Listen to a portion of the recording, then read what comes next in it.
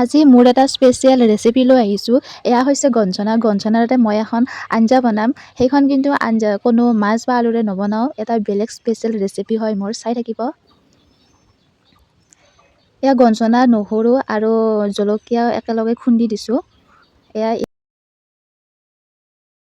স্পেচিয়েলটো হ'ল কি, এয়া বইল দালিৰে মই আজি গঞ্জনা দি বনাম। তাৰ কাৰণে আৰু পাত ধনিয়াও কেইখনমান ছিঙি লৈছোঁ, আমাৰ ঘৰৰে হয়। আৰু এই মান ধনিয়াটো কাৰ কাৰ প্ৰিয় বাৰু, দিলোঁ মই। আৰু গাইজ, দালিৰ ষ্ট্ৰাকচাৰটো বাৰু কেনেকুৱা হৈছে। বইল দালি খাবলৈ বেয়া পায় তেতিয়াহ'লে মোৰ এই ৰেচিপিটো ফ'ল' কৰি চাব পাৰে। বহুত বেছিয়ে টেষ্টি লাগিব খাই।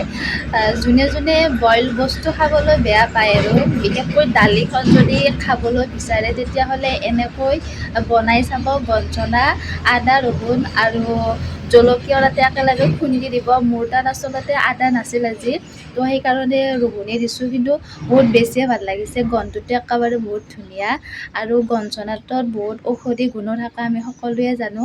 তো মাজে মাজে এনেকুৱা কিছুমান ৰেচিপি ফ'ল' কৰি চাব লাগে ঘৰুৱা। তো এতিয়া মোৰ হ'ল, তেন্তে আজিলৈ আহিছোঁ, বাই।